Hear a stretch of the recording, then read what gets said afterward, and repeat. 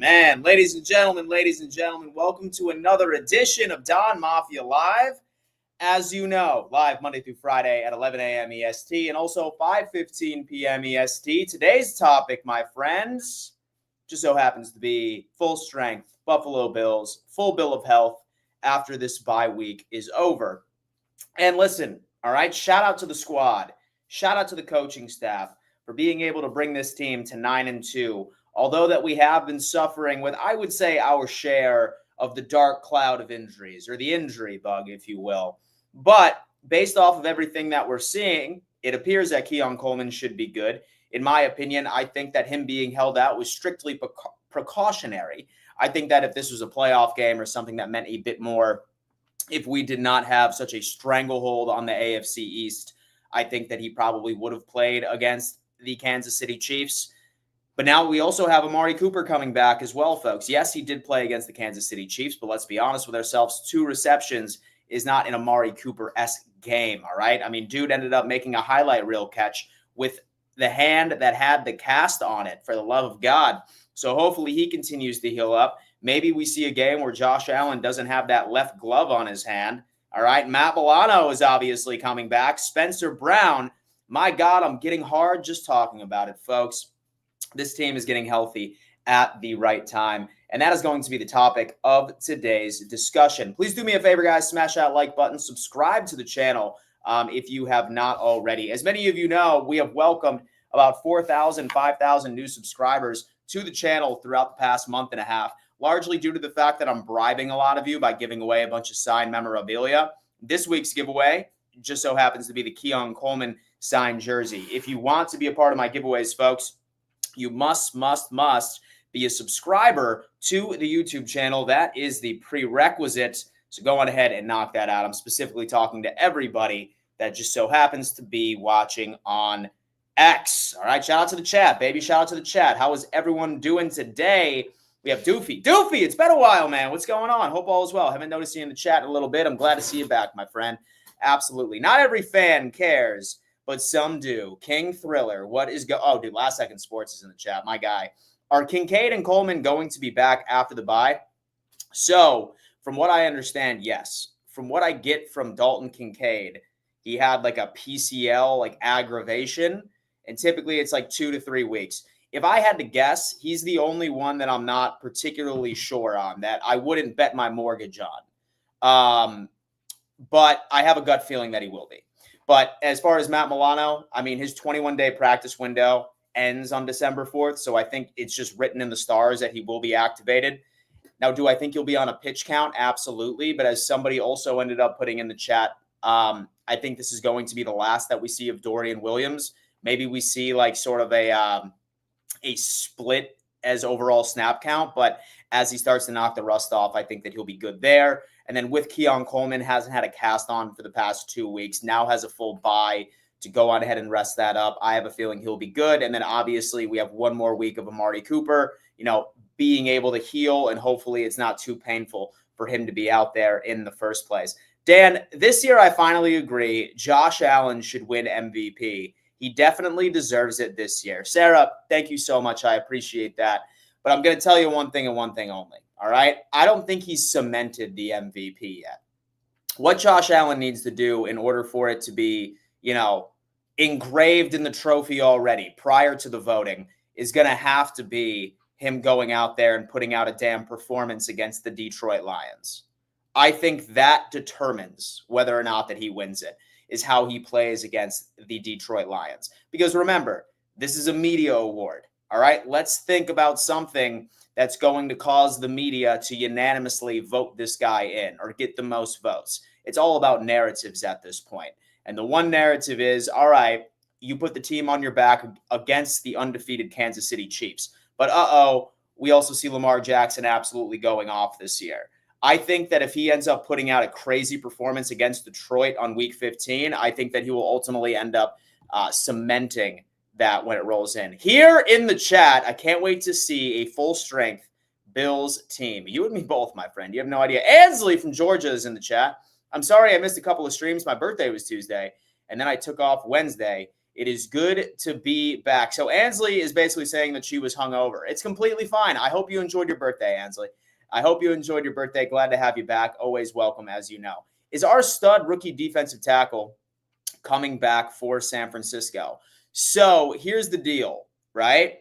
He was put on the IR. I want to say he was put on the IR Seattle, maybe?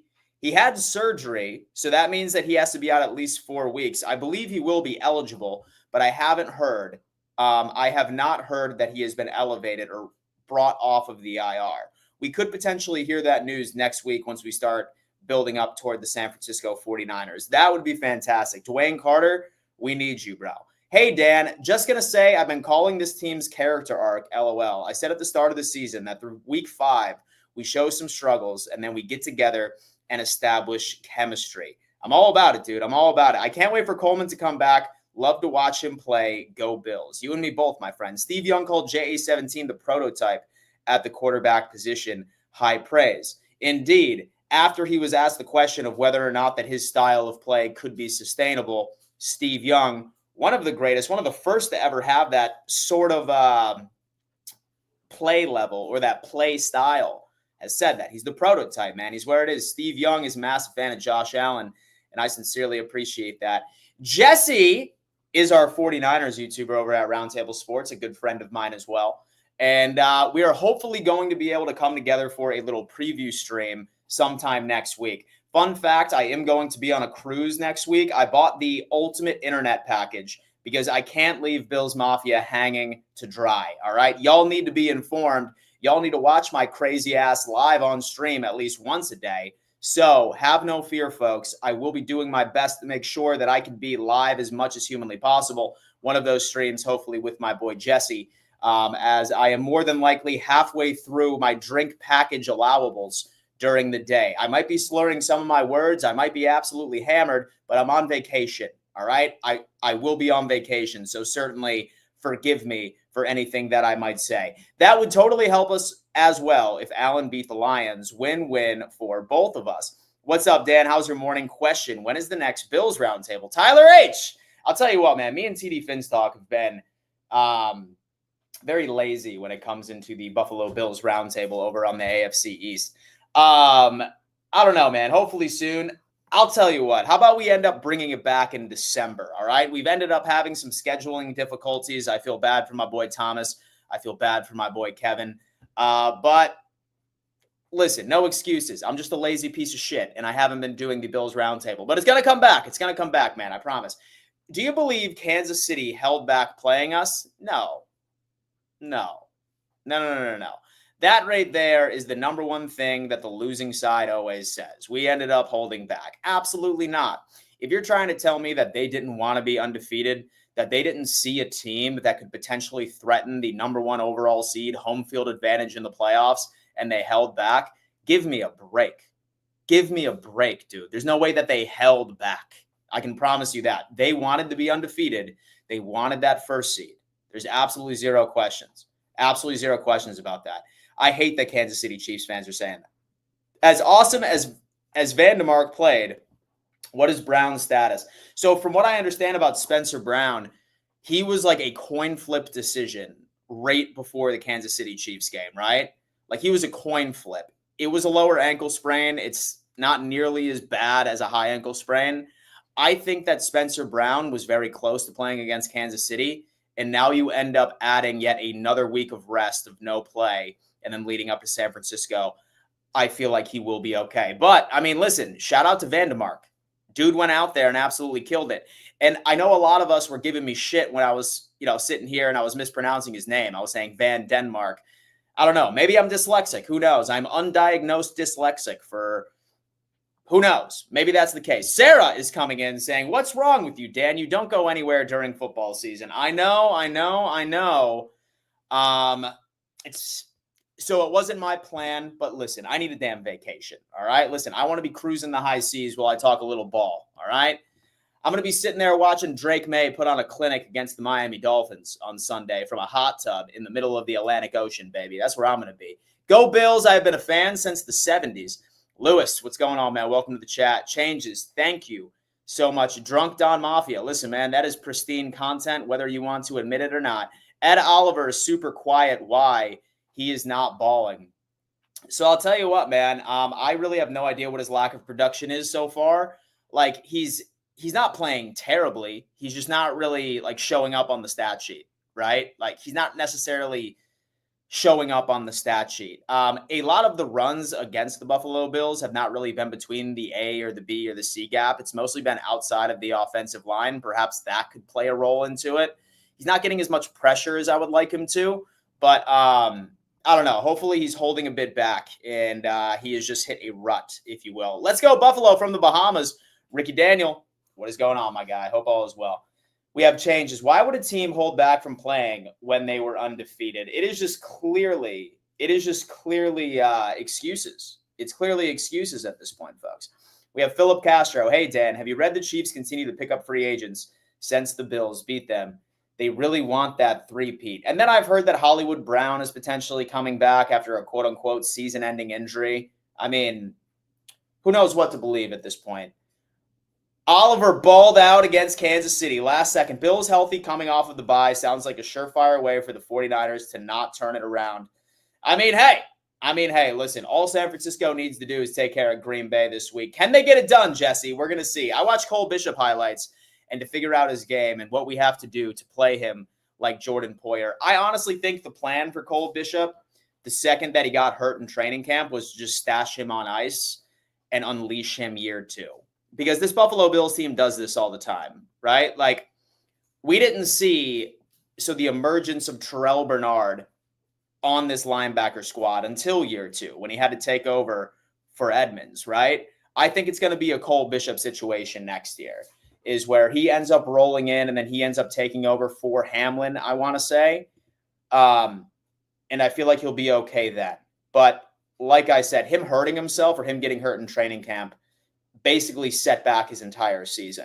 Maybe we start utilizing him later in the back half of the season, maybe in the playoffs, but I think Sean McDermott's pretty happy with our current safety squad. Ed got quite a few pressures on Mahomes. He was in one sack, and Vaughn, I believe. Sal, UB Bulls have All-American middle linebacker Sean Dolak. Only a junior Bills must draft him. From Brooklyn, New York, go Bills. Francisco is in the chat from Brooklyn. Sorry, Last Second Sports. But if y'all, okay, we have a Vikings fan in here arguing with Jesse, and I absolutely love it. Oliver just waited to go against one of the best interior groups of offensive linemen in the NFL to start balling out. He's been holding back, not the Kansas City Chiefs. Matthew DeVideo, also, is Micah Hyde going to be back sometime if someone gets hurt? I still feel like he's on ice, and to be completely honest with you, I think our safety play has been absolutely fantastic. Rapp has had so many game-saving tackles. And as much as we'd love to shit on Damar Hamlin, he's doing his job in pass coverage. He's better than Mike Edwards. And that's exactly why he ended up winning the job. Don't win the division. You aren't making the playoffs. The lead is saying, I thought you called him Van Denmark as like nickname. Yeah, most definitely. I said it with confidence, but it was completely wrong, and it was just a complete and clear mispronunciation. The difference between the Bills versus the Chiefs matchup compared to the past is that for once, Mahomes' last drive was not a game-winning drive. Even if they got a touchdown, we never have a lead like that. Guys, listen, I'm going to go grab my water real fast. I'll be right back. I am parched.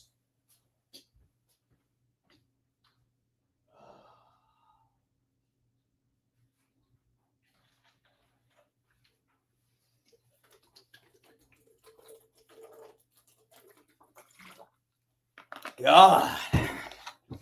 I was parched, man. Just sitting there yapping about my favorite football team in the NFL. But anyway, folks, listen, I need to go on ahead and give a giant shout out right now to one of our proud sponsors, and that just so happens to be Rhythm. Folks, listen, if you are a degenerate sports gambler like myself and you are getting sick of getting shafted by your mind or your heart, have to leverage artificial intelligence to hand pick your player prop picks like I have been doing with Rhythm. I have been using this tool all season long, and what it does is that it breaks down algorithms, it breaks down trends, something that most can't see with the naked eye. And let me tell you what, I have been absolutely cleaning house with this, folks. You can build your own algorithm for anything that's important to you, like over-unders, say, for example, some money lines. It handpicks them for you, and I have actually been seeing the return on my investment. Best thing is that if you start today, they are giving you a 7-day free trial, so you can test it out this weekend to see if it's something for you. But anybody that wants to start leveraging artificial intelligence with their sports betting, add it to your toolbox. Highly, highly, highly recommend that you check out Rhythm, man. Shout out to Rhythm for hooking it up. Shout out to Rhythm for being a proud sponsor of this channel. Hamlin has been good for us. Absolutely. Sarah is saying, I think you have a chance against the Packers, though. Love is a turnover machine. It is so nice to see other quarterbacks don that title this year. It really is. The fact that Josh Allen is like one of the safest quarterbacks with the ball this year, I would have called you absolutely nuts if somebody were to predict that at the beginning of the season. No questions asked. We have Jordan Smith saying, is the Bills staying healthy your biggest concern for this team the rest of the season, or is it a position? Smith, great question, Jordan. That right there, in my opinion, is the number one thing that could prevent us from making it to the Super Bowl is injuries, but particularly on the defensive side of the football. I think that we could still be okay, say, for example, like we lost an offensive lineman, especially with how, like with Spencer Brown going down and Vandermark stepping up. I think that we would be completely fine if, for example, like Keon ended up, like knock on wood, I'm not hoping any injuries at all. But I think what we need to prioritize is keeping our linebackers healthy. Keeping linebackers healthy, I think, is the key for us to genuinely make a march to the Super Bowl by itself. Hopefully, Matt Milano can just play like more than 3 games in a row and just ride it out until we end up getting eliminated. And hopefully we never get eliminated. Buffalo still needs a replacement for Hamlin. Dude plays scared. I would have to disagree with you there. He's actually been playing very well. I really don't understand the hate for Damar Hamlin. I really don't. Like, maybe it's the fake punt, but like that wasn't him, right? Like that wasn't his decision by any stretch of the imagination. I really don't understand the hate for him. No, he's not a star safety by any stretch of the imagination, but like he's better than Mike Williams. Like he beat him out for the job. I think a lot of people can come on here and say, oh, no, it's because Sean McDermott feels bad for him. Absolutely not, dude. He's trying to keep his job. He's an NFL head coach. He's not going to pick a player just because he feels bad for them, right? It's just not how that works out. Hamlin beat out Mike Williams, fair and square. Started late, loved the show. Robert Vasey, I appreciate you for coming in, showing a little bit of love. Hamlin hasn't been that bad. Now, listen, he's no star. Like, dude's not going to make the Pro Bowl. He's not going to get all-pro honors by any stretch of the imagination, but, like, he was the best free safety on this roster right now. Nah, you wild for that one, William. If the Bills stay healthy, they have a legit shot to make a run at the Super Bowl. We have Khalil Shakir. How we doing this morning, Dan? Khalil Shakir, I'm doing wonderful, my friend. Hope you're enjoying your bye week. We won't rest starters until week 18 means nothing. If we can still get the number 1 seed, then they will go for it. We have Doofy. Hamlin gets hate because his name isn't Poyer or Hyde. We have Sarah. Why would you rest your starters if you have a chance to get the number 1 seed? It's a great question. Hey, y'all, Bills fan in Oklahoma. Sooner Squatch, 1984. He's coming on in. I hope Hamlin is better than Mike Williams, a wide receiver playing safety, but there is a chance he is also better than Mike Edwards. Mike Edwards, indeed. Jordan Smith, Sarah, you wouldn't. Last Second Sports. Questioning a player's pedigree who literally died is certainly something. That's what I'm talking about, man. Hamlin gets hate because people think he only plays because of his medical situation. We have William saying, Dan, dodge that hard dilemma. We have TD has been smoking something way too strong for the past 3 weeks. He's just trying to bring life to the show, baby. I think the Chiefs got lucky against the Bucs and the Broncos. Those 2 wins, unfortunately, are going to decide the number 1 seed for the Kansas City Chiefs. Don't sleep on the Chargers potentially stealing one from them. Don't sleep on the Broncos potentially stealing one from them. And don't sleep on the Pittsburgh Steelers for potentially stealing a win against the Kansas City Chiefs. I have a feeling that this team has 2 more losses in them when it comes into Kansas City. And say that I'm a gambling man, I think it's going to be against the Chargers, and I think it's going to be against the Pittsburgh Steelers later on into the season. I really like how both of those defenses match up. I'm going to the Niners game. Cheeto, dude, have a hell of a time. Me and Jesse were supposed to go, but had a cruise, man. Had a cruise, and then that, I believe, was also the exact same weekend, or a weekend before I was supposed to be in Miami, so we couldn't make it happen. But sooner rather than later. Hamlin is like Kareem Hunt's, productive but not a game changer. The lead. Oh, my God. Guys, listen, we have 315 of you in the chat right now, okay? 314 of you. 222 of you are on YouTube. 91 of you are on X. I do want to go on ahead, and I do want to remind everybody I'm giving away this signed Keon Coleman jersey. And all you need to do is be a subscriber to this YouTube channel in order to be a part of these giveaways. I have a bunch of signed memorabilia I'm giving away all season. I have a Gregory Rousseau jersey. I have a Taron Johnson jersey. I have a Christian Benford jersey. I have a Dalton Kincaid rookie card signed, by the way. I'm Bills Mafia Santa Claus this year, folks. So if you want to be a part of my giveaways, you have to be a subscriber to this YouTube channel. And I hope that you decide to stay back and ride with the content because we have a great time over here, baby. We have a wonderful time over here chopping it up about our favorite football team. Showing your younger selves on the AFC East Roundtable was so amazing and funny yesterday. Yeah, dude, especially TD. Like, dude looked like a teenager. You know what I'm saying? Like, looked like the Dolphins aged him about 20 years. That was a joke that I wish I would have said at the time. But when we were looking at all of our younger selves on the AFC East Roundtable, totally missed low-hanging fruit joke opportunity. And I'm kicking myself in the ass for it. Why hate on a player? I just don't think he is athletic enough, and I don't believe he has the intangibles to be good or great at safety. He's just average to above average. And to be honest with you, man, not many NFL teams really leverage the power of their safety groups, right? Like, you look at all of the elite defenses in the NFL, when you start listing off those defenses' best players, the safety is not in the top 5. And that's just the way that the NFL has been transitioning, right? Like, how this, as far as the defense is concerned, man, like, they are so much more concerned about quality of their perimeter corners, their pass rush, and their run defense. And quarterbacks really aren't stretching the field anymore with deep balls. Like, they're dinking and dunking. They are taking advantage of small little out routes, 4 or 5 yards out. The average depth of target has significantly dropped back for the past couple of years.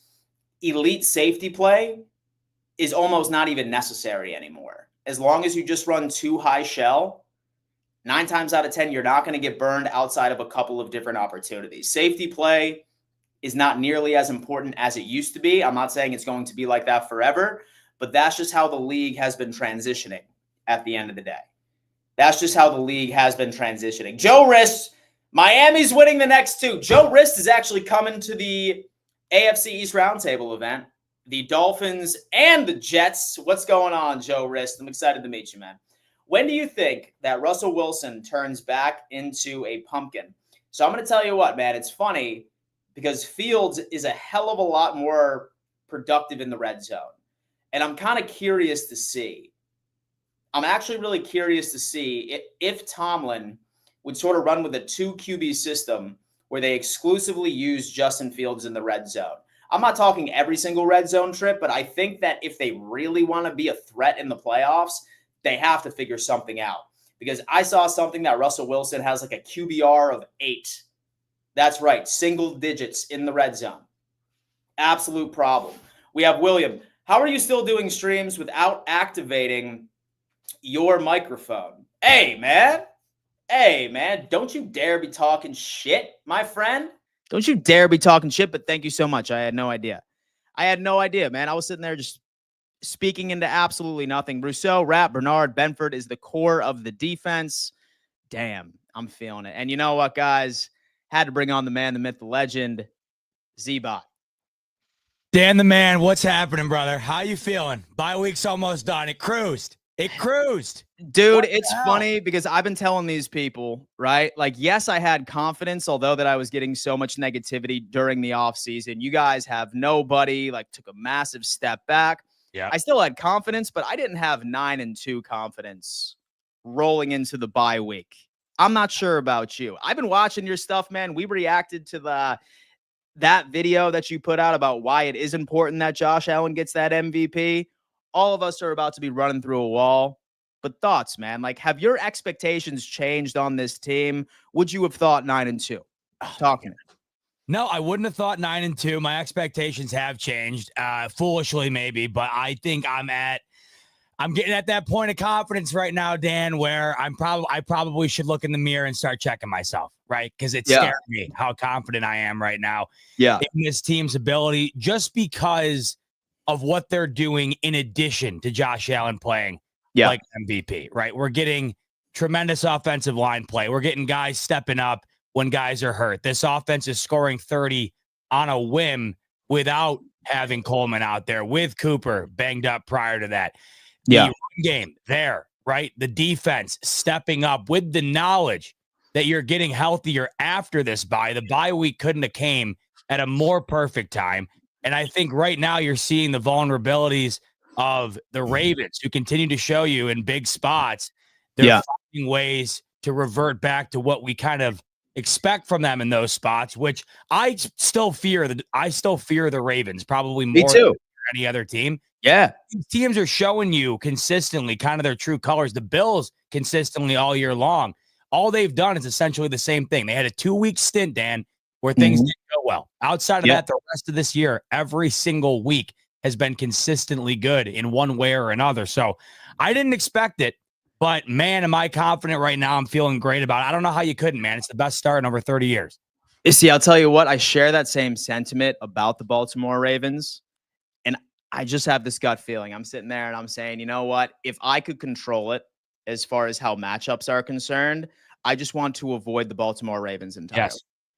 That's why, like, when I say, you know what, I wouldn't even be pissed off if, say, for example, that this playoff picture stayed the same, where I think it's the Chargers at the 5th seed now, which is crazy. But ultimately, I think that they will ultimately be the 5th or the 6th, excuse me. And then the Broncos, I think, might be able to sneak in right at the 7th.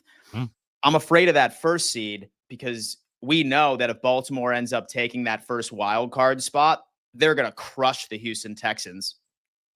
I'd say probably by like a couple of scores. And then afterwards, our first game would be against Baltimore. I'm fine to play Kansas City again because we didn't even do it at full strength.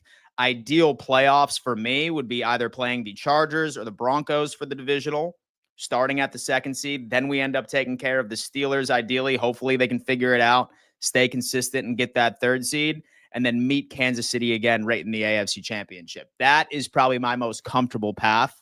And the Ravens is the only team that I just don't think our team was built from a personnel standpoint that could compete. That's me. Couldn't agree more. I don't want to play the Ravens again, not just because of what we saw from them the first time the Bills played them, but because of what you just said. Personnel speaking, I don't think the Bills were built to stop Lamar Jackson and Derrick Henry. Really, nobody is. I mean, the Steelers are. But that's because that's just, that's what the Steelers are. But you have a team in the Bills that has essentially been crafted to compete with the Kansas City Chiefs. There's no wonder why that team has more wins against Mahomes than any other team since he's taken over. But you have Lamar and Derrick Henry, who are just a different breed that I don't think bodes well against the defense right now, whose one and only vulnerability seems to be the short pass game and the run game. So that would be advantage Baltimore. What you just said, I found to be very interesting. Denver, Chargers, Kansas City. Kansas City has to play all of them again at the end of the year here. Kansas City's final 3-game stretch, they got it easy the next couple of weeks. They got the Panthers, they got the Raiders. Bills got it real tough. It's real tough for the Chiefs at the end. They got Pittsburgh on Christmas Day. They got those Chargers. They got to play Denver again. We're going to get a real good look, not only at what KC's got at the end in terms of going after this 1 seed and kind of solidifying the path that they built up until Buffalo. We'll see if they can continue it afterwards. But we're also going to get a good look at Pittsburgh, at Denver, and at the Chargers. I think last year the ideal situation was playing Pittsburgh because you had Mason Rudolph, you had no TJ Watt. So you had as much confidence as you could have, Dan, going into a playoff game. Right now, Chargers are playing their best football in years. Bo Nix looks like the best rookie quarterback in the league with defense. Yes, and the Steelers, Dan, say what you want. But my God, they win without scoring touchdowns. They win by scoring 30. It's going to be tough regardless, but I couldn't agree more with you. Baltimore would be on the bottom of the list of guys I want to play. Now, listen, as far as Tomlin makes that decision that he's only going to have Justin Fields out in the red zone, they could be a very dangerous team. All right. And just have Russell Wilson just do all the dirty work at the beginning, throw Justin Fields right in the red zone, and then they might be a bit more dangerous. But I definitely agree with you. I think this Kansas City Chiefs team has 2 more losses in them. And I'm almost willing to guarantee that they will end up dropping one of those divisional games. Like Denver was this close to winning. Outside of like Pat Mahomes having a damn horseshoe up his ass, blocking the field goal right beforehand. And then also with that Chargers team, I think they have an opportunity. And I really like that matchup for them against Pittsburgh as well. So ultimately, I think that they do have 2 more losses in them prior to the season. Who knows? Maybe Bryce Young just goes out there and puts on a clinic.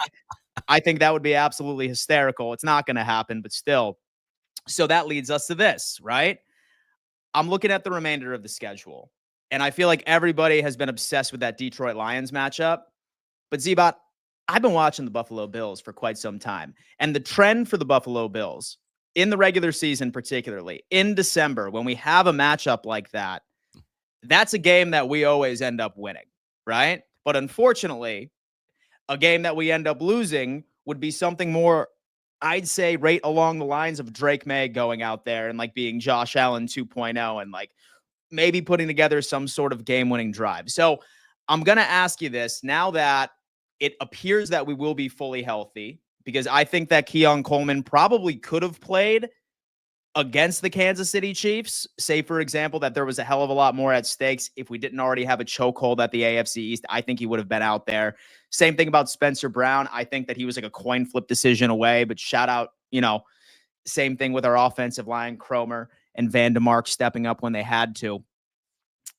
This next stretch of games, what are you predicting? Where is your gut feeling right now? So are we just marching through undefeated, finishing off at 15-2, or is there another loss in your eyes? Man, I know. Well, that would be something, wouldn't it? Right? What you said though would be the most Billsy thing ever, right? Oh, yeah. Beat San Francisco, LA, the Lions, which many people, including myself, find to be a potential Super Bowl matchup, just to lose to Drake May. I mean, last year it really would be Billsy right there. Of course, last year I went to Gillette in a big spot where the Bills had to stack wins in order to get into the playoffs, and they lost to Mac Jones on a final drive, right, where they looked like they, all of a sudden Mac Jones looked like Tom Brady on that final drive. So, yeah, it would be up there. The weird thing is, Dan, we are going into week 12, and we really haven't had that Billsian loss. So you wonder if it's just a different year or if that's being saved for the worst possible time where the 1 seed is right there. And then it gets taken from our grasp with an unreal, devastating BS loss to the Patriots. It would kill me. But when I say Billsian, I mean like last year, you had that Patriots loss, right? You had that Denver Broncos loss where you forced the missed field goal just to have too many men in the field. I mean, this year you have 2. If you could have quality losses in the NFL, kind of like they coined them to be in college, A quality loss would be Baltimore and a healthy Houston team at the time. And you could argue the Houston game, Josh Allen had the worst game of his career, and they were still lost by 3. Yeah, by 3. Exactly. Yeah. So you're gonna have those days. I don't think that they're the most terrible losses in the world. Now, to answer your question, if they don't have a loss through that stretch, Dan, I mean, have you? The confidence level would never be higher in the city ever. Yeah, I think that they got one loss in there. Me too. Where it is, I don't know. There maybe 2, but here's the crazy thing, Dan. Even two losses get you 13 damn wins.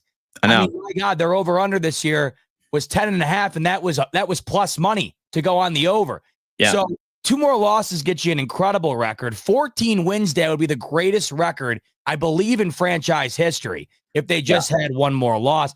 I don't think Detroit is a good matchup for them, similar to the Ravens in the sense that they just got the best running back duo in the league, I believe, and that offense is incredible. But where the Bills are capable of winning any game is putting up points to match the type of offense that you bring to the table.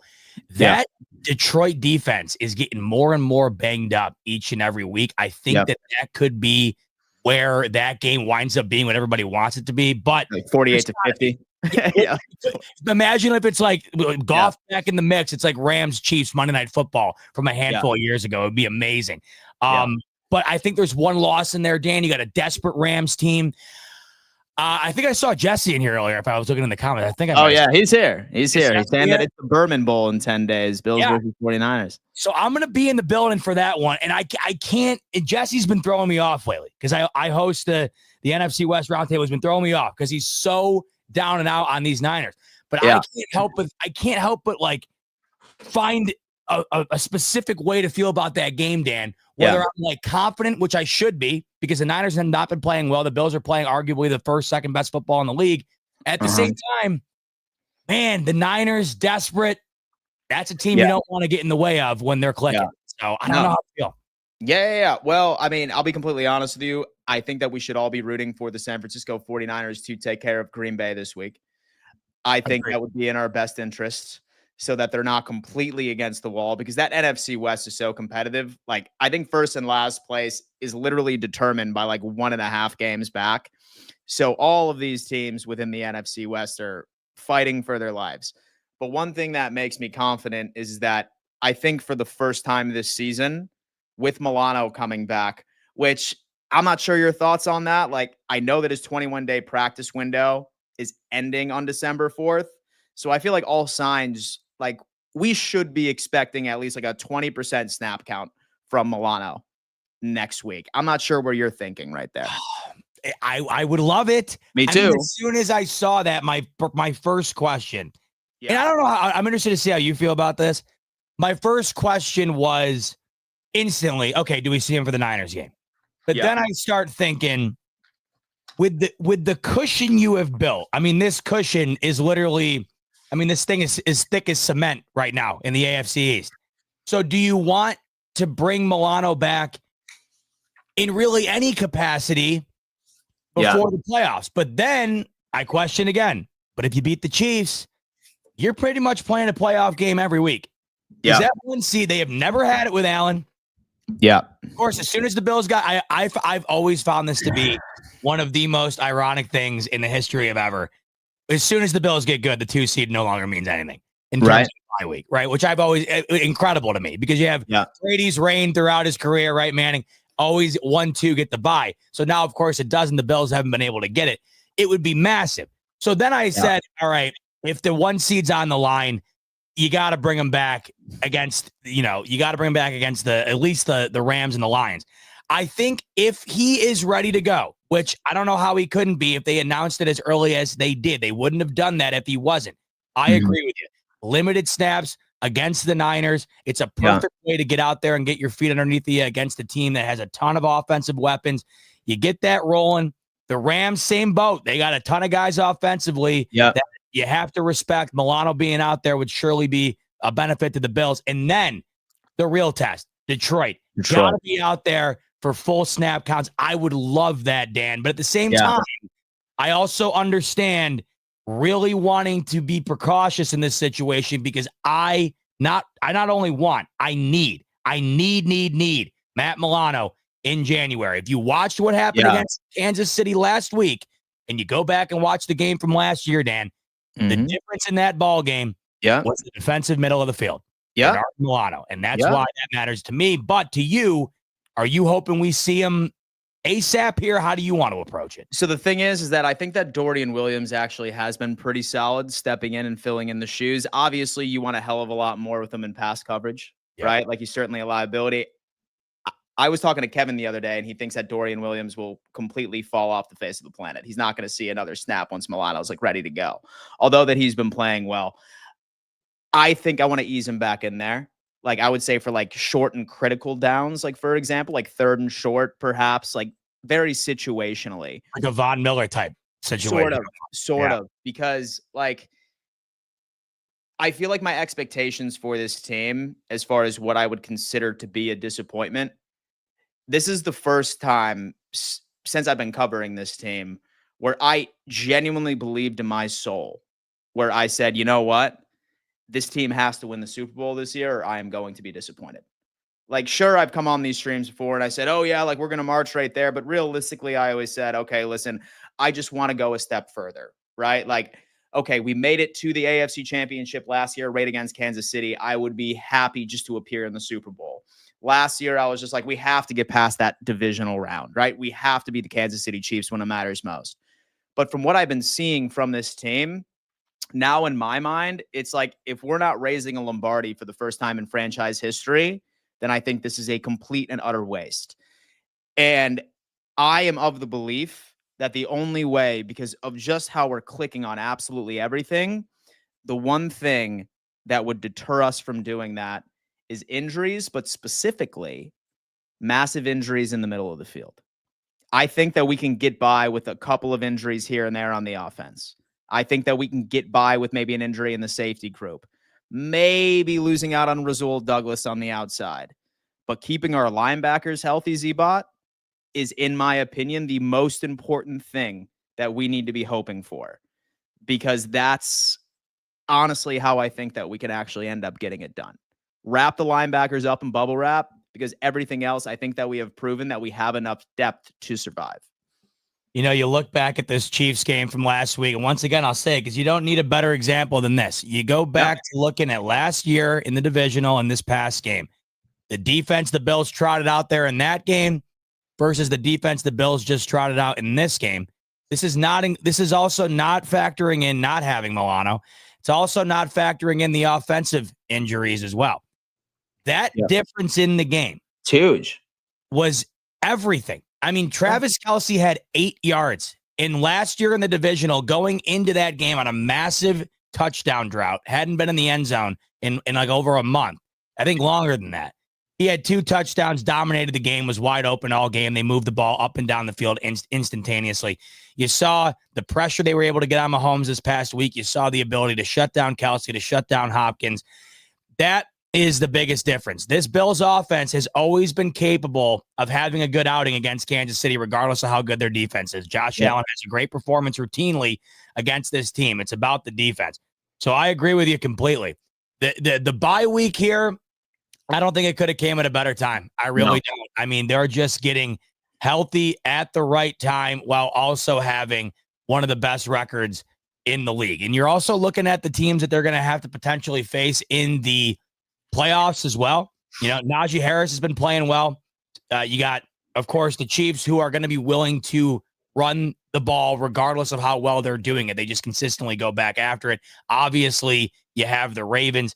This Bills defense in the middle, it's going to be crucial, regardless of who they play, to have their best guys out there. Because I think when they do, they're capable of playing the best defense in the league on any given Sunday. I truly believe that. The Bills, on any given week, can give you some of the best defense in the league. And when they're fully healthy and then they have that offense to match, I mean, think about it like that, Dan. The offense as well, we really haven't had a fully healthy offensive unit to coincide with that defense in over a month.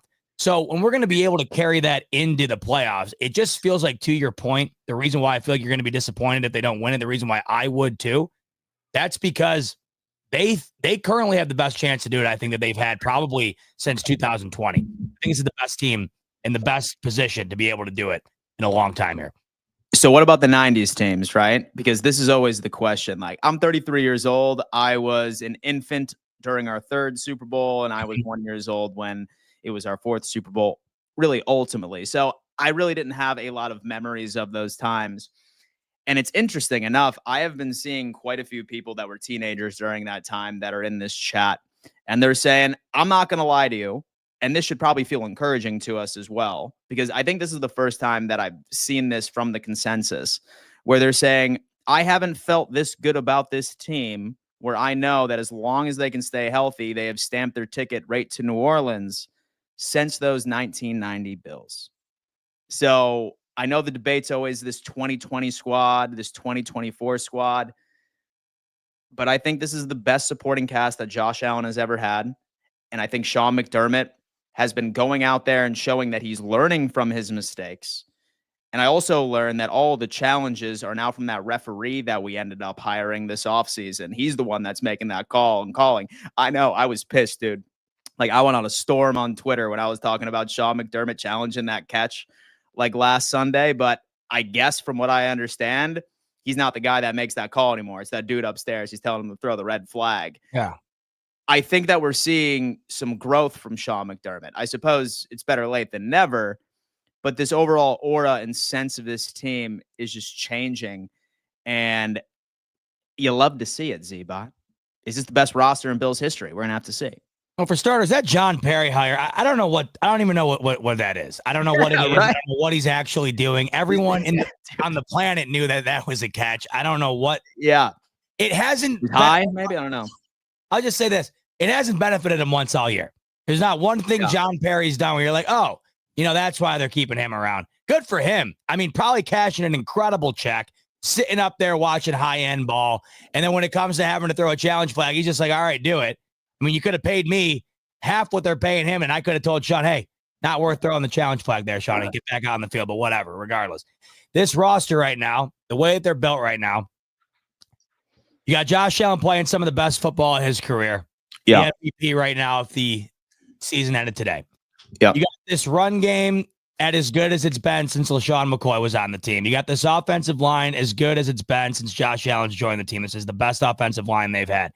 You have right now what I think to be probably the most dependable group of guys in terms of weaponry. Now, when I say this, when they're healthy, by the way, when I say this, I mean, we got a core of guys offensively that do not care if one gets more targets, receptions, action than the other. Dependable in the sense that I think every one of these guys plays a role that can wind up being massive on any given snap for these Bills. Shakir, what more can you say about this guy right now? What he's doing? Some of the surest hands I've ever seen. It's incredible. Incredible. Amari Cooper on 2 catches last week. I don't know if they win the game if he doesn't have the 2 catches that he has. Yeah. And we're going to get him. You can only imagine that that's going to continue to evolve. Coleman, I know we're probably forgetting the last couple of weeks because we haven't seen him, but man, Dan, before he got hurt, that evolution was starting to be recognizable. So you got an incredible group of guys right now around him, plus Knox and Kincaid. And I think Knox's performance last week was underrated. And I think people forget that there's a reason the Bills re-signed that guy. So you got those two going in alongside James Cook and Ray Davis. And then that isn't even mentioning the defense, which I think is playing some of the most consistent ball in the league right now. They have 11 straight games with a turnover. One of the best. I think they have the best turnover differential in the league. They're scoring off of those turnovers. Yeah. They're getting pressure. They have a solid core group of guys getting it done in every section of that defense. And back to your point, which I completely agree with, Sean McDermott, he's showing his maturation as a football coach. He is at the point now. It's 4th down. It's not even a thought. We're going for it. He's showing the point now where he is ready for those big moments. So to your point, you look at everything right there. It all comes full circle. Every aspect of this team is ready to go and do what we want them to do. That's how I feel. They haven't been this prepared probably in my lifetime. Certainly. Yeah. See, it's funny about the defense, right? Because I feel like a lot of people are concerned about some of the box score stats, like as far as being able to stop the run. but I really think that there's more to the story on this. I think that if you reflect on games where like we have like a fully healthy DBs and like where this defense really likes the matchups, like with Benford on whoever, with Douglas on whoever, with Taron Johnson on whoever, say for example, Bernard is healthy too, that we are then allowed or that we then are capable of being able to fully commit to the run. And it was funny because like we were running damn man coverage against Kansas City last week. And I think a lot of it had to do that because we wanted to try and like limit what Kareem Hunt could potentially do. We went on ahead and we held him to 60 yards. I reflect back a bit more, and I remember that game where we were able to fully commit to the run because DK Metcalf was out, and we really weren't concerned about what JSN wanted to do to us. So, and then even more, I dive into like what our run defense statistics ultimately end up looking like in the second half. And it's absolutely staggering. So many different games we've held running backs to like single digit yards, 10 to 15 yards at the back. A part of me is wondering if our defense is a hell of a lot better than what the box score is suggesting. If like we're just adopting the identity where we're saying, you know what, like we're going to pick our poison here. Like we are going to allow them to run, but you damn well sure know that we are going to, completely shut out Tyreek Hill, completely shut out Jalen Waddle, like really at the end of the day. And they're relying on their ability to take the ball away. Like you just mentioned, we're doing it once a game. We have the number 1 turnover differential in the entire league. Is our run defense a true concern for you, or do you think there's more to the story? I've battled with this all year long. I felt it has been a concern, but then to your point, there's been so many times, and I can't tell if it's the opponent going away from it when they shouldn't, or if it's the Bills just taking it away. Regardless, what the Bills have done in the second half this year has been insane. I mean, this past week was great because that was a full 60 minutes of consistent football. That's been a rarity for the Bills this year. They've gotten to 30 points. They've held their opponent to 10 multiple times, right? 20 or less.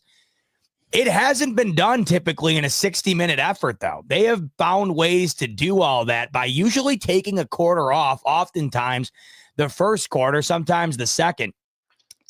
When they get to the second half, it is absolute domination compared to what you see in the first half. That's where I gave the Dolphins in this last outing. God bless them, those Dolphins. I gave them all the respect in the world. That was the most prepared they had been to play the Bills in several matchups previous to this. Yep. They stuck to the game plan that was working for them. Consistently getting Devon Achane the ball. That's why he dominated in that game. They knew the Bills were struggling against the short pass game, and they knew that if they could run the ball consistently, which the Bills have shown the ability to be able to do, that they were going to be able to stay in the game. It mitigated the turnovers that Tua is susceptible to having against the Bills. It allowed them to have equal amount of time of possession. It allowed them to move the ball down the field. That's why that game was a 3-point game when we've seen the Bills beat the Dolphins by 20 plus multiple times.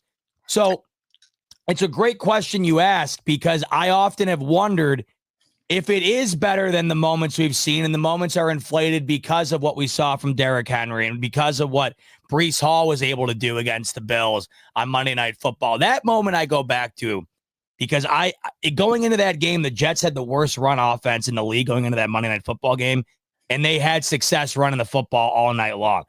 I don't know exactly, Dan. I do still think in my heart of hearts it is their biggest vulnerability, and that's why I am probably most fearful of the Ravens than anybody else.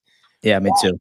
The key to me in terms of that, if the offense can continue to put up the points that they are, I think that it has put the fear of God into the opposing team in terms of consistently going with the run, because you fear that you have to keep up scoring in order to keep pace with the Bills offense. And they go away from guys like Kenneth Walker, like Jonathan Taylor, because we're not going to be able to get to 30 points like the Bills are inevitably going to do here if we keep doing that. So I think it's a mix of that, Dan. But we're going to have a good opportunity next week. Christian McCaffrey, Mason should get some more carries. At least I think he should. We'll see what it looks like then. Yeah, we certainly will. We have some super chats we have to get to right here. Richie is coming in. Richie Fresh, my guy. My God, the two best Bills reps at the same time. Yes, sir. Yes, sir. Hide the lotion, hide the tissues. I knew that you did not like my trash talk. You took my mod away. You don't have to be scared. Just tell me you can't handle my trash talk. I actually have no more power over who gets a mod anymore. I have a head mod who makes those decisions. Glenn, I love you, man. And so I love you, man. Don't worry. You are still welcome in here regardless. All right. Talk to Dwayne if you want it back. I know you got mad at me. Okay. Same thing. Glenn, I love you, man. He's my favorite. He's a Dolphins fan. And so I'm sure you know Glenn, he's been on the AFC's Roundtable. He calls in every now and again. He still has hope that this team's going to go on the Miami Dolphins version of the greatest story ever told. So does TD. He thinks that that's going to happen as well. Apparently, a lot of people do. Jake Ellenberg, he totally said it on the NFC West Roundtable last week. I died laughing. And now I kind of feel bad because I think that people are actually serious about that. Look, you know what? Yeah. The AFC right now, Dan, is so bad at the bottom. Yeah, it is so bad at the bottom. It's not mathematically impossible. No. And you want to know what? Hey, bravo. You want to go and get absolutely ran out of the building by Pittsburgh or Baltimore in the playoffs. Hey, if you'd rather that than just not go at all, enjoy it. Enjoy it. That's my well, I got to say on it. I don't think it's going to happen. But hey, if it does, thoroughly enjoy it because I'm sure it'll be an incredible outing of football for the Dolphins in January. Thoroughly enjoy it. And then, my God. So imagine if we do get the 2nd seed and the Dolphins end up squeaking in as the 7th seed. I mean, that's almost as good as a first round bye. I will say, though, Dan, there would be an element of divisional. Yeah, I get it. I'd probably Wouldn't you be a little nervous just because I've talked an insane amount of shit about Me it's too, like mine and your tweets are where bookmarks go to die with Dolphins accounts, bro. You know what I mean? Bill slipped on a banana peel in that game, Dan. I don't think we'd ever live it down. That's no. Yeah. I might consider retirement if that was the case. But damn, man. Seriously, dude. It's But no, listen, you know what, man? I did see that video, like I said earlier, and like you're of the impression that you think that it is important that Josh Allen ultimately ends up winning MVP. And like you went on like a beautiful speech, and I kind of want you to unpack it a bit more. And I think it's super ironic too, right? Because I've noticed that this overall debate between Ravens fans and Bills fans have entirely switched, right? Because last year it was Josh Allen, right, who was clearing Lamar in all of the important statistics, including scoring, which I think is hands down the number one thing that you want your quarterback to do is put points up on the board, something that's actually quantifiable. But the Baltimore Ravens just had a better team and they had a better record. And now it's completely switched. All right. And now we're seeing these Ravens fans come in and be like, oh, yeah, well, look at his stats. I'm like, oh, okay. How does it feel? All right. How does it feel that this guy right now is on top of it? I honestly think that the award needs to be changed to the best quarterback on one of the best teams in the NFL, right? Because I don't see Saquon Barkley win it. I don't see Derrick Henry winning it, although I think they should be more a part of the conversation by itself. But a lot of Bills fans are saying, you know what? I don't care about a media award. All we care about is raising the Lombardi. You seem to be on the opposite end of the argument. Thoughts on that, man? Yeah, I absolutely hate when people say that. I think I went on a whole other rant about it the other day on that exact same comment there because I can't stand it. I absolutely hate it. You know, we don't care about an MVP on this side. We only care about the Super Bowl ring.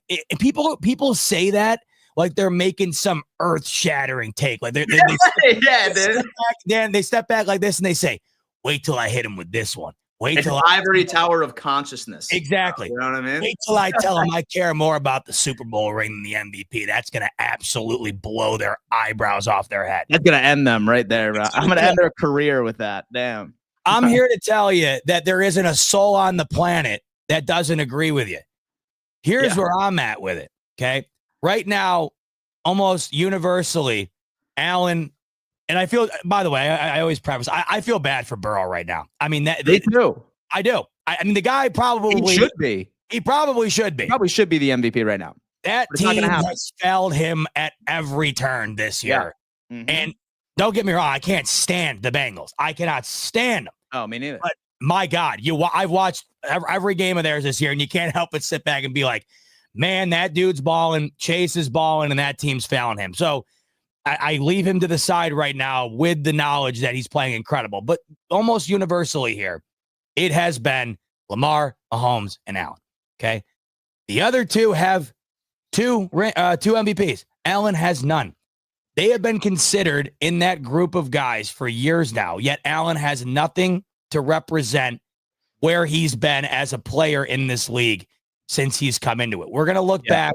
Allen's going to be one of the greatest dual threat quarterbacks of all time. He's going to have some of the best numbers of all time.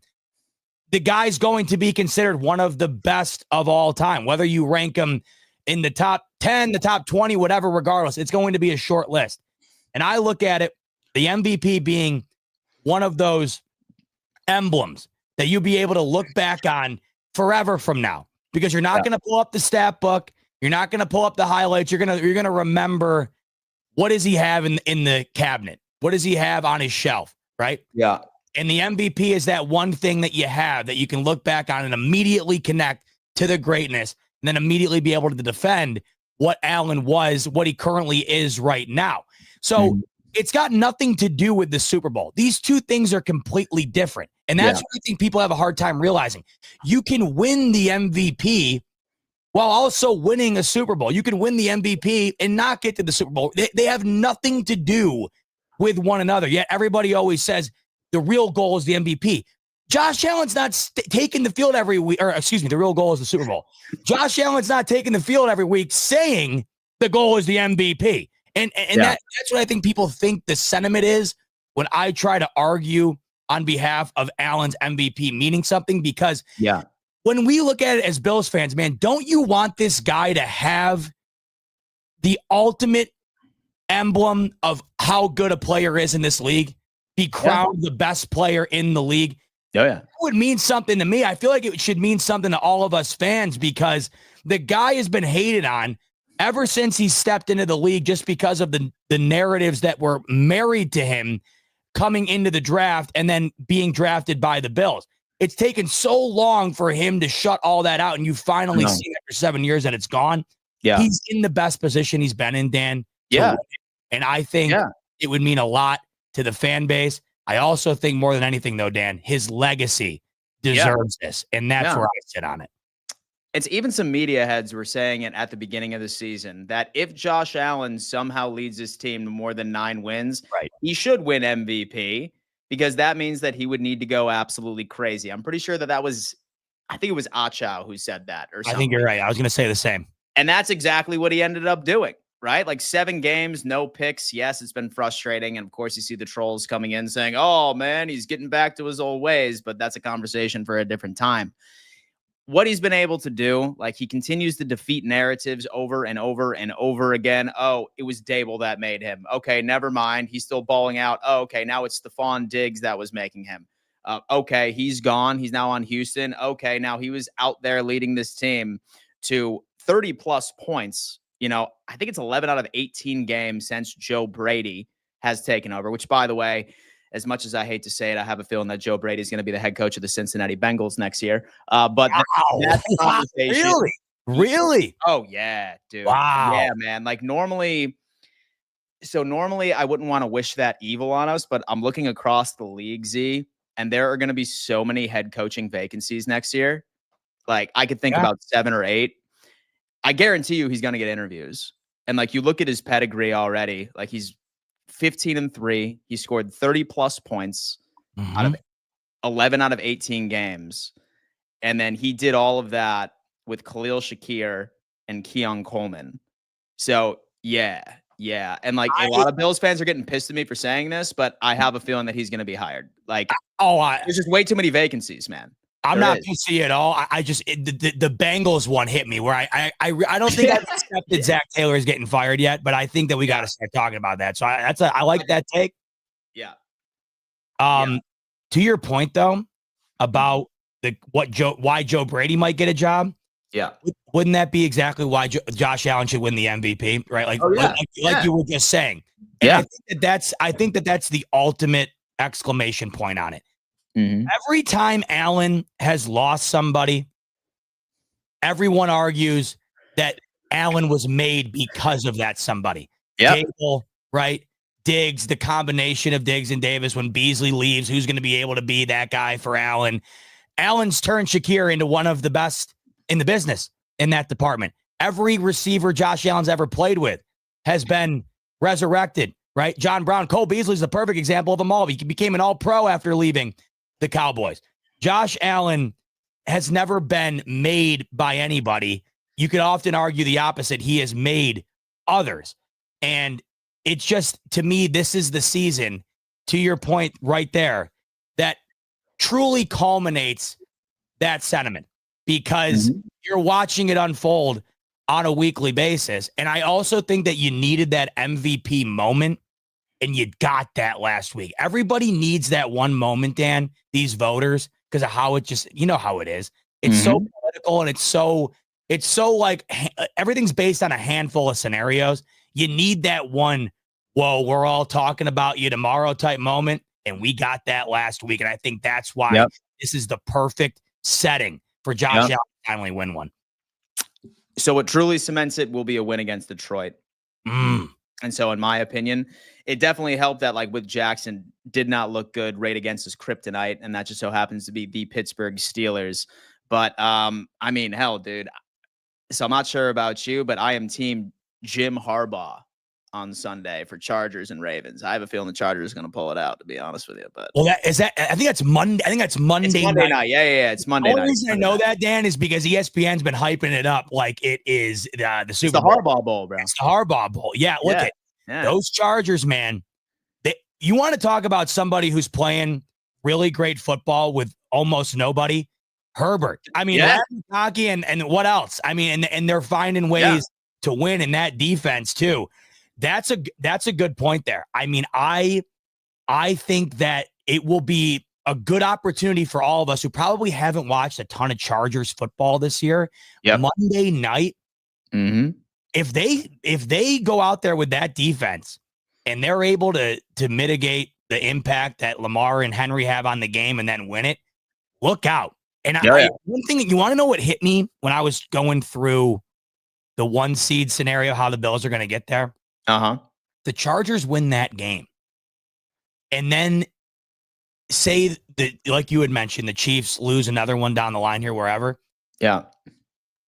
Then that division starts to get interesting. If the Chiefs lose one more and the Chargers continue to win, the Chargers are only 2 out right now. Yeah. If the Chiefs were to drop one, which they won't the next couple of weeks, but if the Chargers can get that win Monday that many people would expect them not to, and then move into that stage of the season where they have the head-to-head against KC, and then KC has to play Pittsburgh and Houston and Denver, imagine how interesting that gets. And I'm rooting for that heavily.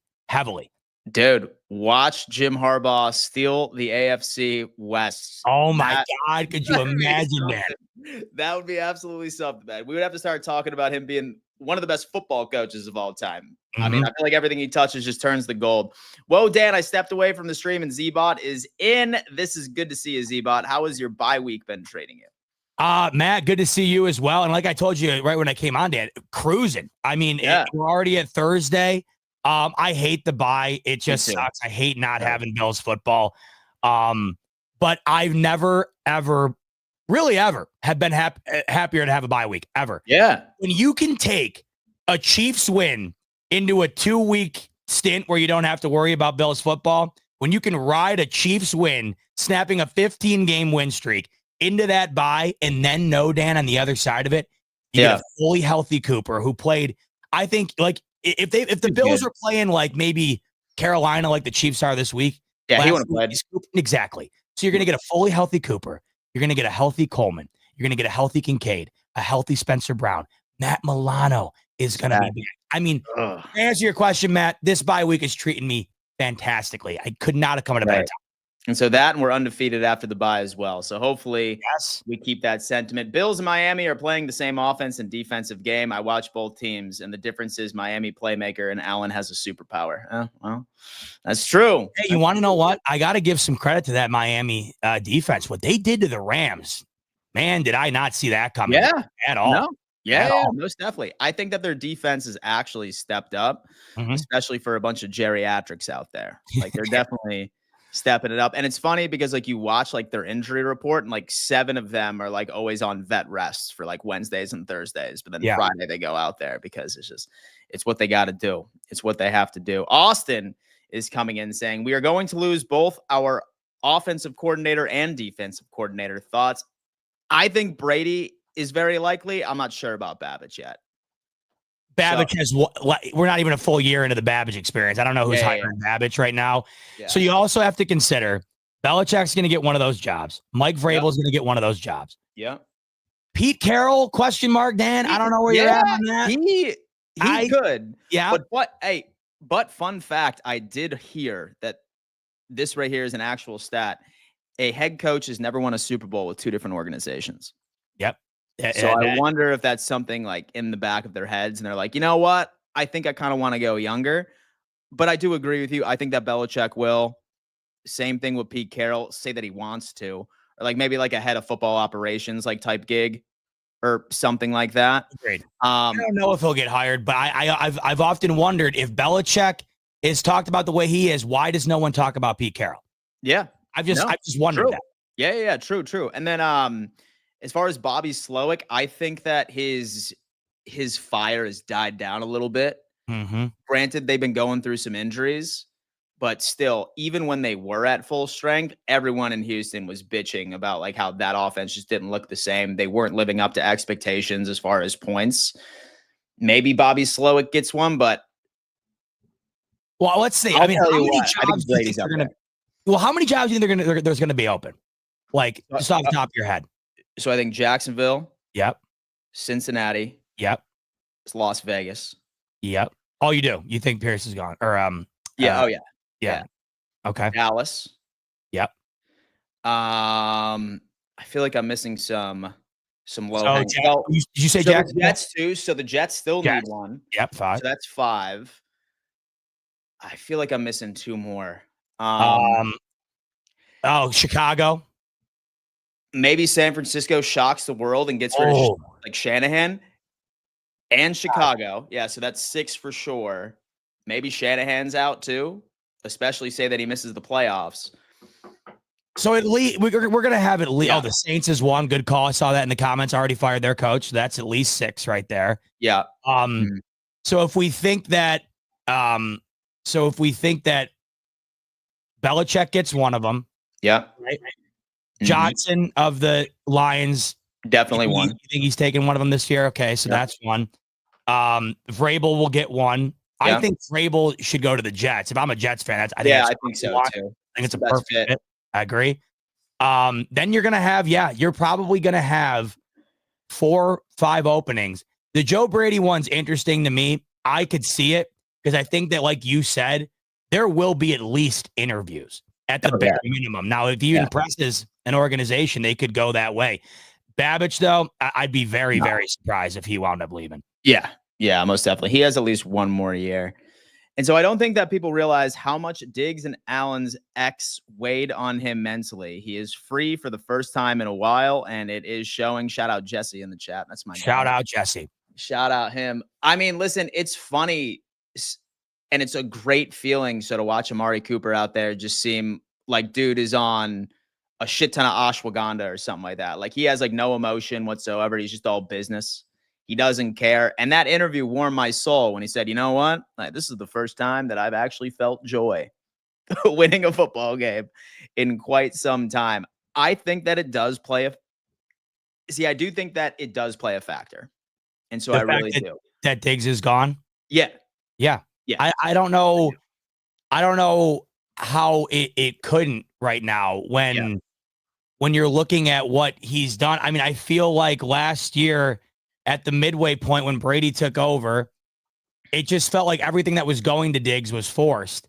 It didn't feel like anything was comfortable anymore. It all feels comfortable now. They're doing what the best. I don't know. The best way to put it, I guess, is every snap seems to just be doing what is best for the Bills as opposed to what's best for any individual. And I think Josh Allen on any given play, that's why Shakir has become what he has. That's why Coleman's had his opportunities. I think you're seeing the difference. You know, Jesse made a good point earlier in terms of speaking on Josh Allen playing well here without Diggs. he had mentioned that he might, if without an MVP, he might be looked back on kind of like Stafford is, where Stafford has a Super Bowl, but Stafford isn't. It's weird. Stafford's been one of the best quarterbacks of our lifetime. Yeah. And he doesn't really get talked about like that. Nope. You know who's another guy I thought of, to Jesse's point there, that you could look back on that doesn't have an MVP, but also doesn't have a ring? It's Phillip Rivers. Phillip Rivers. Exactly. Yeah. Right? Yeah. It's Phillip Rivers. Phillip Rivers, man, was a damn good quarterback, but people aren't going to look back on it like that. Now, Josh Allen is a better quarterback than Phillip Rivers. Don't get me wrong. But my whole point is, what happens when we're not in the middle of what we're watching right now and it's 2040 and you and I have kids and they're all talking about the greats of the past, and you're not able to throw out, no, Allen had an MVP in 2024 and this and that.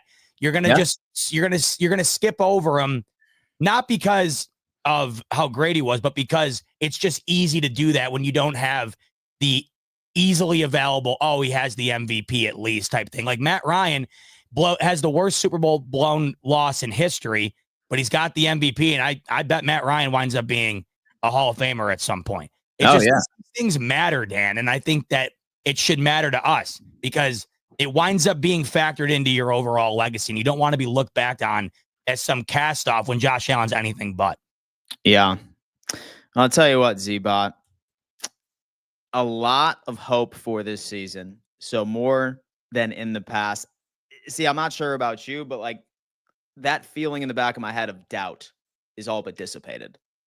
And maybe that's a dangerous place to be. But like that win against Kansas City felt a hell of a lot different than years in the past. Because make no mistake, it felt a hell of a lot different. Don't let the box score fool you. Like, we had control of that game from the very beginning. Go back to last year, Dan. I mean, and I hate this because if you say this, your comments have had to have been flooded. Oh, yeah. Congrats on your Super Bowl. I mean, I was getting called names and stuff. I usually just retweet them, though, instead of replying. I just love retweeting it and letting it kind of do its thing, because I don't understand how a fan base that has an all-time coach, an all-time quarterback, an all-time defense, an all-time defensive coordinator, an all-time tight end, one loss, and this fan base is unraveling in my Twitter mentions. I know. Dude, it's crazy. Last year, when the difference was, the Bills beat the Chiefs last year, Dan, in the regular season, because Kadarius Toney had a foot over the line. They win that game off of one of the greatest plays in NFL history if he's not offsides. The Bills end up winning it because of that offsides, Dan. After that game, did you walk away from that feeling, oh, the Bills they're better than the Chiefs? Did you walk away feeling confident, or did you walk away from that game saying, man, Bills escaped that one? I don't know how I'm feeling about that. Oh, yeah, dude. Like, right? I feel like I sort of avoided the near-death experience after that. Exactly. But you walked away from Sunday, Dan, saying that's a Bills team that can go toe-to-toe with the Chiefs in every facet of the ball game, down to McDermott's coaching.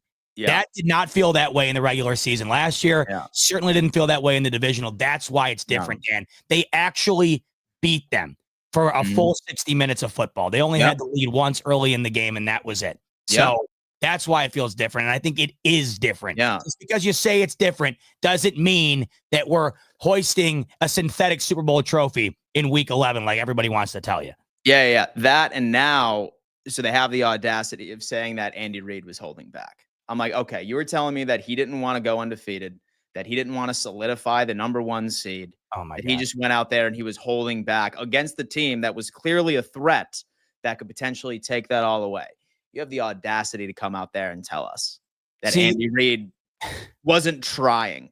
Give me a break.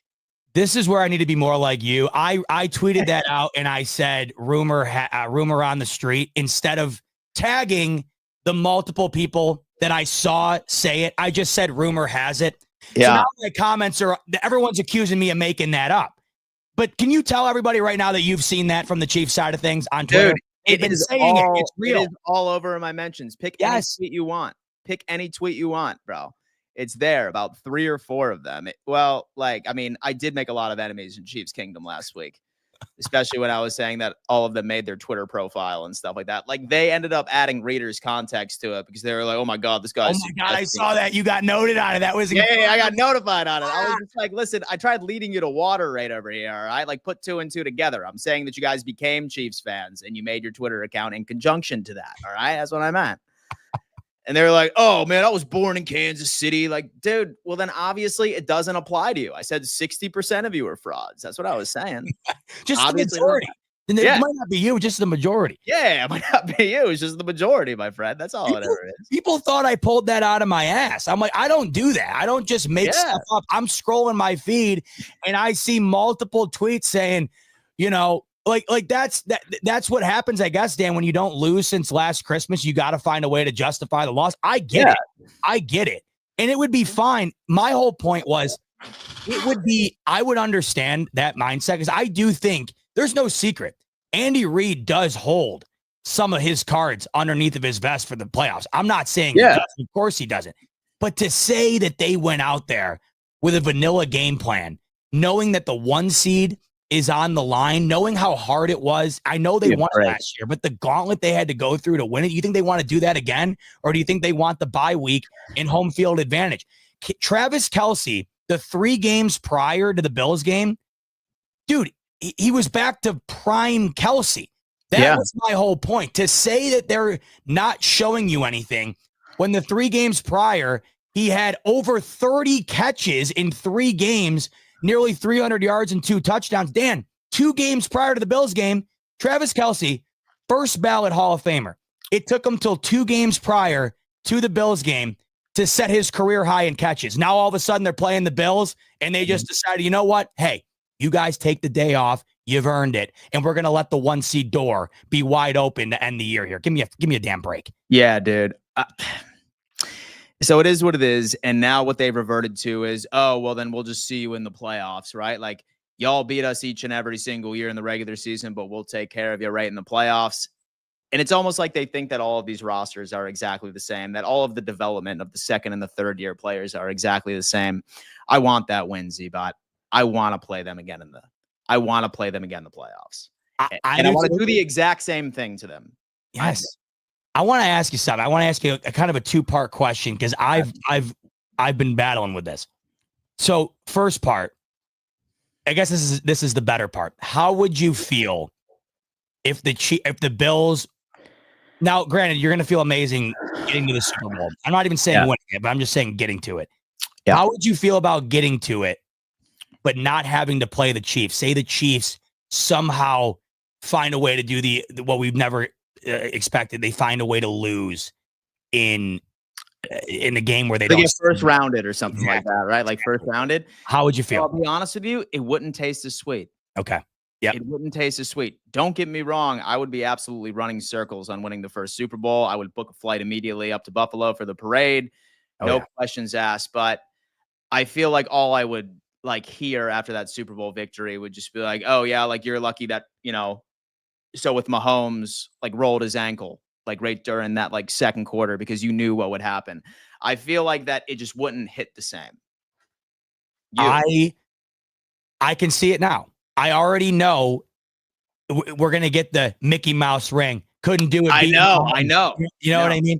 So there's part of, I hate this. I hate this mindset, but unfortunately this is the story that has been written for us where if they don't beat the Chiefs, that will be the narrative just because the Chiefs have been the biggest obstacle for the Bills.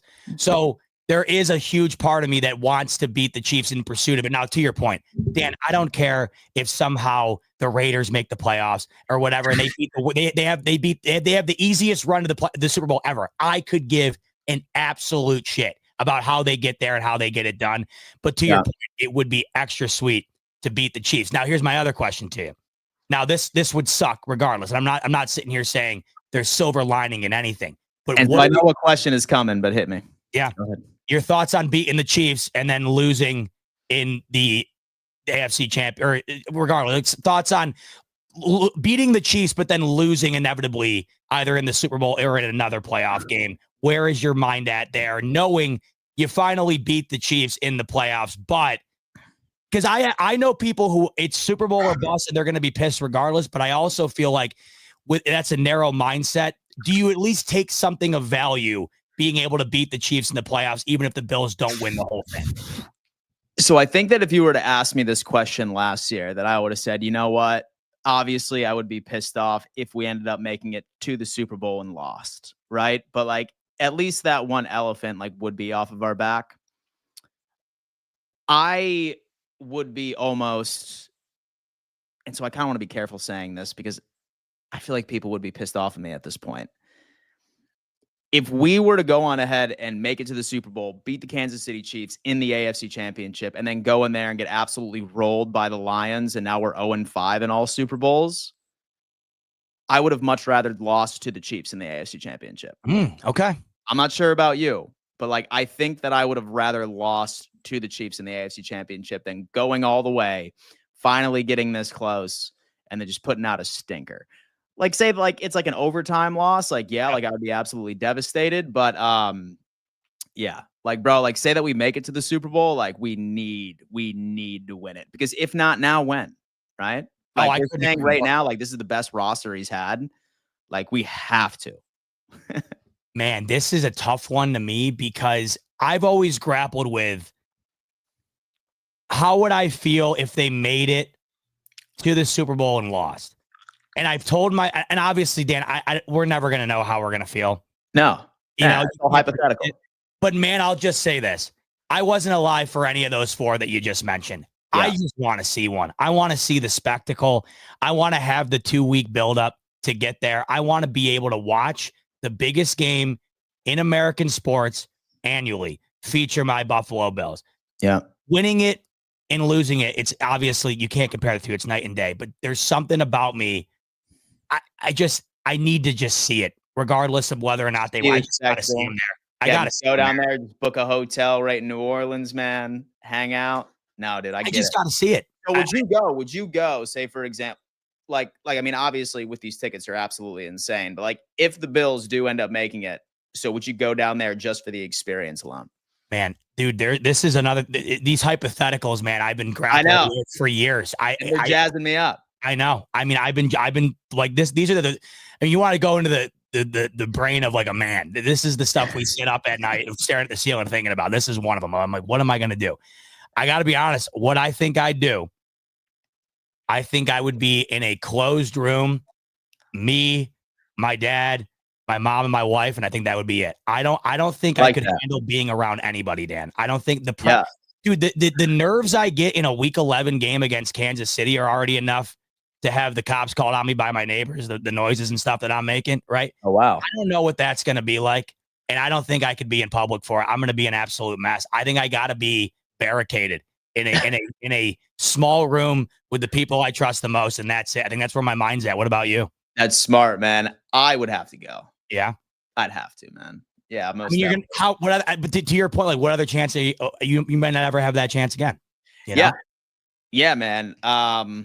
I feel like that I would have to be there, right? But then again, I mean, I suppose that I'm superstitious about me being at Buffalo Bills games for them losing, but thank God we ended up beating the Jets when I was there last time. So maybe the curse is broken. I'd probably have to do some soul searching if that was the case. Let's go ahead and wrap up some of these last super chats, and I'm going to get Zebot out of here. Stop begging for other teams to lose, and the problems Bills will have is wrapping up the division and then relaxing and losing games. You should not. The perennial Miami Dolphins fan who hasn't seen a playoff win in 25 years speaks, ladies and gentlemen. I love it. Miss me with the "we held back our good plays" narrative when they ran an eligible offensive line screen pass. Miss me with the "we held back." Okay. And you know what? To Silas's point, like, so say, you know what? Say that was true, and it 100% isn't, but just say that it is. Yeah. The Bills, they didn't hold back, but they were held back. The next time that they see the Chiefs, they'll have Coleman. They'll have Spencer Brown. They'll have Kincaid. They'll have Milano. So inevitably, regardless of if the Chiefs held back, you can't say the Bills weren't held back themselves. So it will be a different game. And you know damn well, Dan, if we see the Chiefs again, which in all likelihood we will if the Bills want to win the Super Bowl, you can't tell me Kelsey's going to be held to 2 catches again. So what will the Bills have? What will the Bills have to answer that That'll be the question. But inevitably, it will be an insane game like they all are. And I just think that is going to happen at some point. I just don't know how it couldn't. These teams are going to have to face each other at some point in order to get to the Super Bowl. It's what America wants. So they want a Bills and a Chiefs AFC championship, and more importantly, and they want that blue collar bowl, Buffalo Bills, Detroit Lions. Perfect possible Super Bowl. That game to me, that game in week 15, or what is it? Yep. Week 15, yeah. Yep. I don't know how it's not the game of the year. Bills Lions. Yeah. It's going to be absolutely insane. The thought, though, so say the Bills are able to get to that one. Could you imagine? And once again, I just love talking about this stuff. Once again, one of those things I think about. What will it be like in the stadium if it's Bills Chiefs AFC Championship in Buffalo and they win and go to the Super Bowl, but they win it at home? I don't think you'd ever see anything quite like it. Oh, no. Never. The Rams will be gone too, Dan. Yeah. This is the last. That would be the last chance to do it, unless they do it next year in the stadium. So storybook. Oh my! Greatest story ever told. Part 2. It's the greatest story ever told. Exactly, folks. Thank you so much for tuning in to another edition of Don Mafia Live. We're live every Monday through Friday at 11 a.m. EST and 5:15 p.m. EST as well. Definitely go check out Zebot. All right. If you need to be hyped, you have to go check out my guys' shows over on Buffalo Fanatics, man. All right. Like, I feel like anytime I'm feeling down or I need some therapy, I head on over there. Him and Rico have some must-see television. I promise you that. Anything going on? I was just going to say, luckily we haven't had to give anybody therapy in weeks, Dan. Thank God. Hopefully that Thank continues. God. Thank God. Yeah. Thank God, man. Listen, hopefully it's nothing but pounding our chests and celebrating from here on out, folks, all the way until February 9th. But guys, certainly going ahead and check out Zebot. What's going on the channel for the Bible, my friend? What's going on? Yeah. Me and Rico will be doing our live show that we do every Friday tomorrow. And then I don't know, Sunday I might do a red zone thing. I don't know. I feel like I'm lost without the Bills on Sunday. So I got to figure it out. Tough. Might just maybe watch the Panthers upset the Chiefs live. Maybe some rooting interest. Yeah, dude. That's the beauty of it. And I'm looking forward to that. I'm looking forward to that Niners-Packers game as well. Kind of see how the Niners handle Green Bay in that situation going into the Bills game. So there's a lot of good games this week. I'm looking forward to watching, but inevitably I just can't wait for next week because that's when this it's a gauntlet, man, and it's all 4 p.m. or later, which is awesome. So it's the run, man. We have to figure it out, folks. Thank you so much for tuning in for another edition of Don Mafia Live. This is hot take: Chargers beat the Chiefs the first round. I would love that. Thank you guys for tuning in, Zebot. I really appreciate you for coming on in and rock with me today. And guys, we'll see you later this afternoon. Peace.